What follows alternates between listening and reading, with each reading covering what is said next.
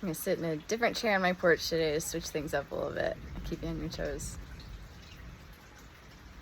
When was the last time you went and played in the rain? I just want you to ask yourself that question. How long has it been?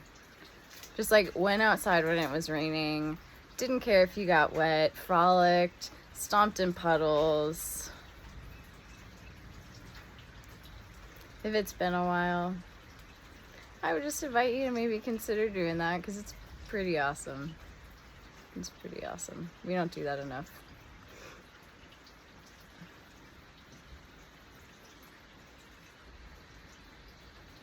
There's a quote by Adyashanti that keeps emerging in my life recently. And that quote is, "The body is the place of truth." The depth of that, it's just taking on like a new depth in me lately. The body is the place of truth. And just to get this out of the way, there might be, you might be one of those who watches this video and hears that and, the mind jumps into like the hardcore non-duality of like, oh, there is no body, there's no one here, there's blah, blah, blah, blah, blah. I get it. On one level, that's correct. Because really, like, when you get to a certain point, you realize that the idea of a physical body is just, it's a thought. Like in my visual field, I see a hand. If I close my eyes, there's sensation happening. And the attribution of that sensation to a hand, or to something that I call a body, that like an image of a body, like that's a thought. That's an overlay. I think it's Angelo that uses that word. I really like that phrase, like a thought overlay or an image overlay. And it's a thought. And that's been seen here. I've seen that. I can sense that when I close my eyes, that like it's just the sensation. But that aside, if you haven't had that experience, like, don't worry about trying to make it happen. That's just another thing to try to grasp at.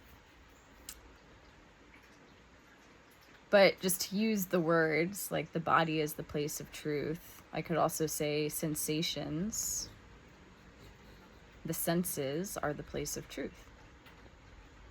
And there's so many levels to that. There was such a long time, like such a big chunk of this process when I didn't even see the division, but there was this thing that was just like this habituation to totally negate sensation. And I think this is in probably most humans, like there was this habituation to totally negate sensation, to negate emotions, to negate what was coming up for me. There was like this condition of self-sacrifice, essentially. And to orient externally, like to other people or other people's preferences, or if I felt that somebody else had the space to hold what was authentically arising inside of me in terms of like a sensation or an emotion or whatever. And that's division, like orienting one way over the other. And it's probably very common too that some of us may orient more internally to the negation of, meeting another exactly where they are. So there might be this like retreat inside to hold everything else out. Or there might be like such an outward force, like so much conditioning to orient outwardly that this is negated. But both of those things, like they have to, like neither can be negated, because both are part of what's arising.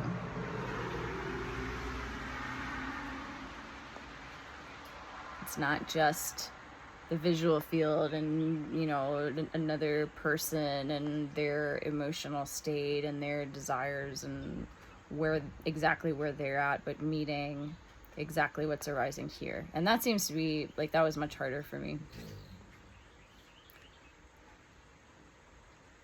But the body is the place of truth, like always coming back to those sensations. And the sensations are like the whole sense field, but I think in particular, the sensations that we run from have to do with sensations that we would associate with the body. Uncomfortable sensations that we would rather not feel.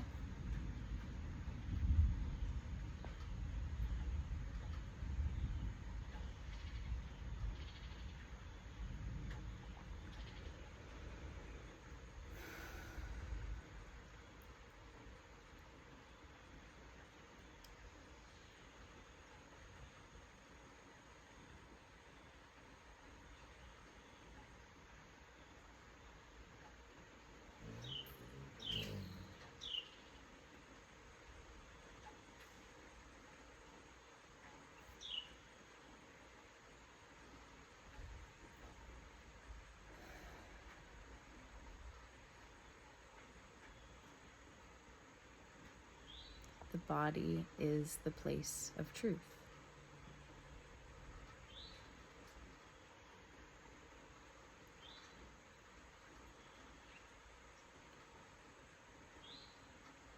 So the more you inquire into that, into the sensations, at least like for me, this has been the case.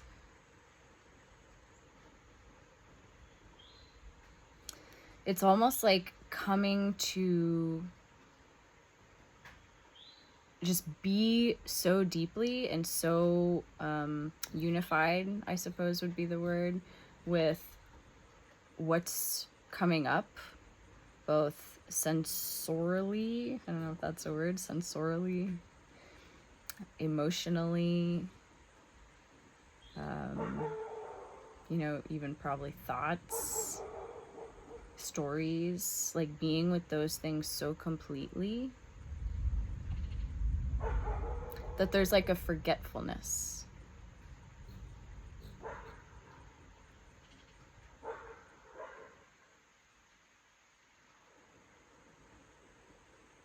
And when I say forgetfulness,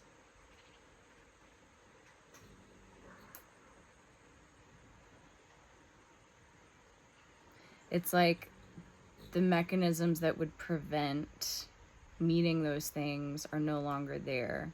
So it becomes like, it becomes automatic that you can't not be with exactly what is happening for you emotionally, physically, mentally, all the things. It's like meeting it and being completely merged with the reality of what is here,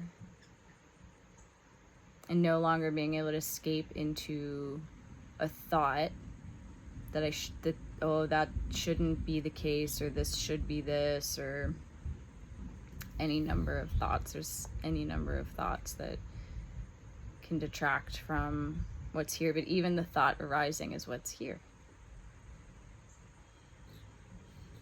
The body is the place of truth.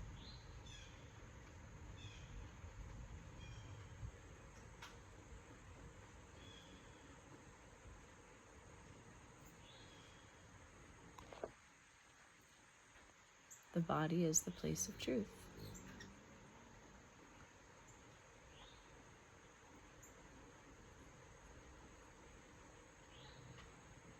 And that, so a question that kind of just like came up recently, and I would invite you to ask this inside yourself, like, what would it be like for the body to lead everything?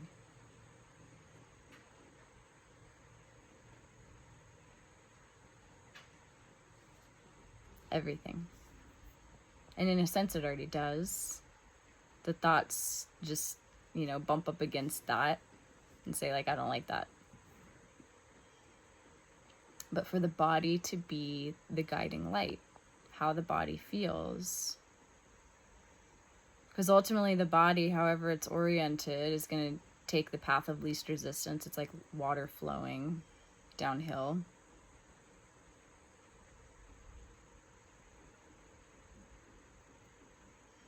And you can either say yes to that, yes, wherever it goes, or fight it, resist it. Jump up into thoughts and saying, like, shouldn't be this way, shouldn't be this way, don't like this, don't like that. Or you can say yes. And that's going to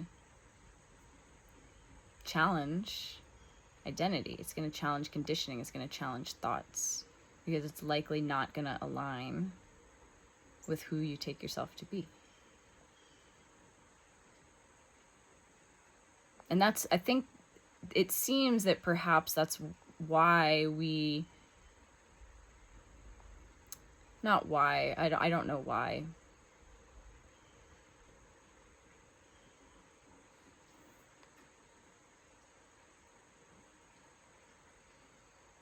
But maybe it's too challenging to just be honest about what the body actually wants, what makes the body feel relaxed. Because for a lot of us, that's going to look different than what our life looks like right now.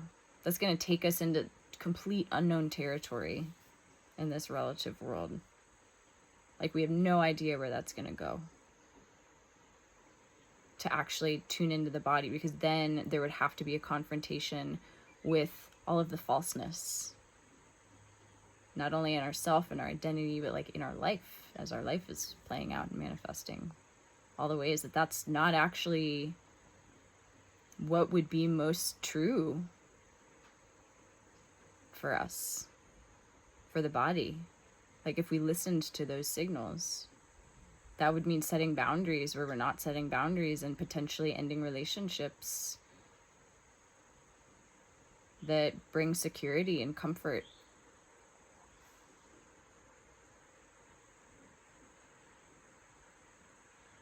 Or something else, I don't know. Maybe none of those things. There's no way to know. That's the thing. It's diving into complete unknown. To orient to the body, to sensations.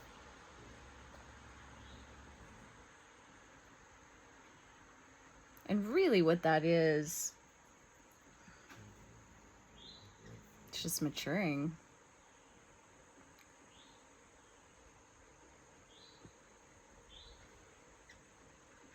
Maturing beyond the push and pull of ego into the truth, into what's actually here.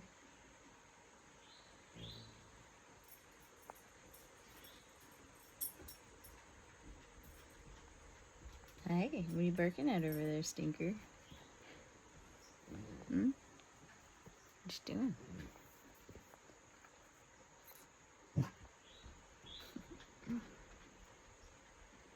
And you can see this dynamic. What was really clarifying lately is you can see this dynamic interpersonally is where it becomes very obvious. And what would it be like interpersonally to orient to the body, to how the body's feeling on both sides, and for both to speak honestly, and instead of putting down identity, like actually putting identity down and having the courage to use body signals almost like a little clue of like, oh, I have no idea where this might lead. Let's sit down and figure it out. How exciting. The unknown. Mystery. Instead, what happens is that there's maybe something brought forth and there's identity and story wrapped up in it. So like an emotion or like a boundary or a potential, like what would otherwise be a boundary. But there's identity so wrapped up in it that there's a defensiveness, or that it's mine. This is my boundary, my emotion, instead of approaching it with curiosity and with openness. And then on the other side, there's likely defensiveness because somebody else bringing something forth could challenge an identity and say like, oh, well, that must mean that I'm bad or I'm doing something wrong. And again, it's identity. Identity is the thing in the way. But what would it be like to drop that and to orient only to what is sensed? Like, here's what's being sensed right now. Like, I don't know what this means, but here it is. Like, I'm going to be open and honest about it, and being met on the other side with like, oh, wow, how interesting. Let's figure it out. Let's figure out where that goes. Let's follow the trail of breadcrumbs into the unknown, into the great mystery. Can you imagine how different relating would be if from that place, if there was a willingness to be that honest? But that requires putting identity down. But it's kind of hilarious that I'm like coming to this level of clarity after ending up alone. But it, like, that relationship was such a deep experience, like such a deep teacher for me, and I can see now in retrospect like how much there was withholding, really on both ends, in subtle ways or overt ways. There was withholding that prevented that. Like, it wasn't being with the truth of the moment. And it's funny because it's weird to, not weird, but it's just interesting to talk about this kind of thing, because there was a certain stage that I went through where I negated all of this stuff. Like, I was so obsessed about, like, there's nothingness, there's no person, but that was just another concept that was being grasped at.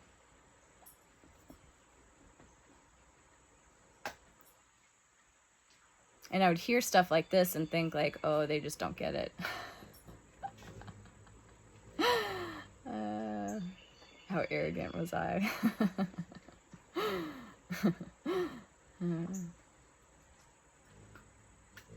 But like, the truth of the moment, the sensation, the senses, like, that's all there is. That's all that can be oriented to. And that's not like the sexy non-duality that probably attracts many of us. The nothingness, like, we're so quick and we want so badly to just like hop over the person and get rid of the person, like get lost, because likely because, at least for me, it was like a deep sense of self-hatred. So it's like wanting to get away when I leave you behind.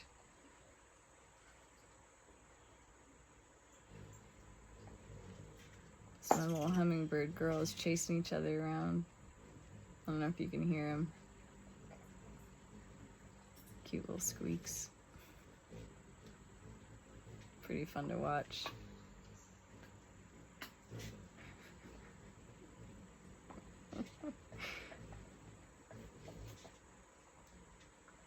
But there's also, you know, it's like two sides of the same thing. There's also like the empty presence.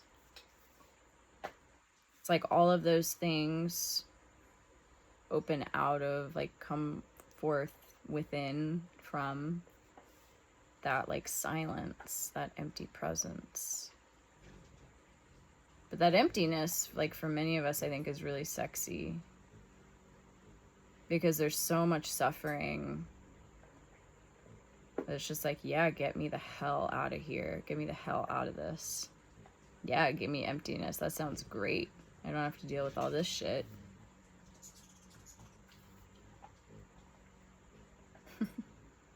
So it's not what you would expect. Like, none of this is what I expected. I was running from the body, like, it, but in a weird way, like, was very oriented to it, but was trying to transcend, like, my mind was trying to transcend the body. But here we are, it's like coming to inhabit it fully, but also like simultaneously being able to like sense into there not being a body, that the body is an image in the mind. So it's like just like the visual of a hand, or the sensation in an area that would be called the chest or the hand or the foot. The body is the place of truth. What would it be to orient to the body at all times?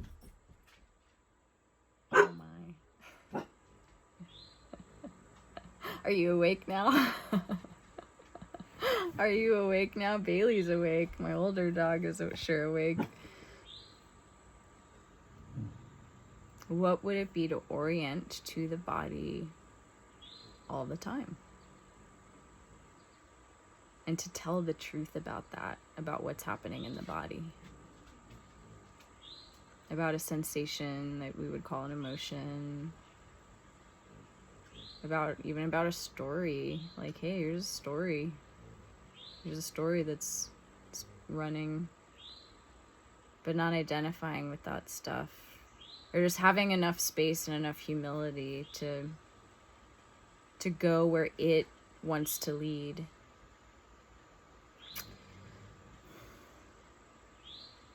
So that's been very present for me recently. And it's settling in at a deeper level that like, oh, there's no one here. And like it becomes this orientation to the body only. Like I'm not the one controlling this. There's no me controlling this. There's only the sensation and the impulses and all the things and these ideas that it should be different. And therein suffering arises. So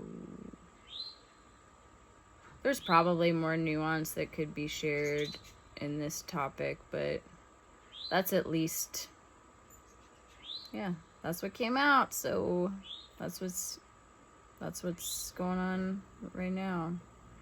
Just different layers of identification, like deeper, subtler. And it's just like as the body impulses have started to be followed, like there's no thought about doing something or that I should or shouldn't. It is just happening. It's just letting the body do its thing. Letting the senses be the senses, letting the sensations be the sensations, and meeting it all. Saying yes. Yes to all of it. Abiding yes. So, where in your life is there not an abiding yes? Where in your life is there a no? That's probably a place to investigate.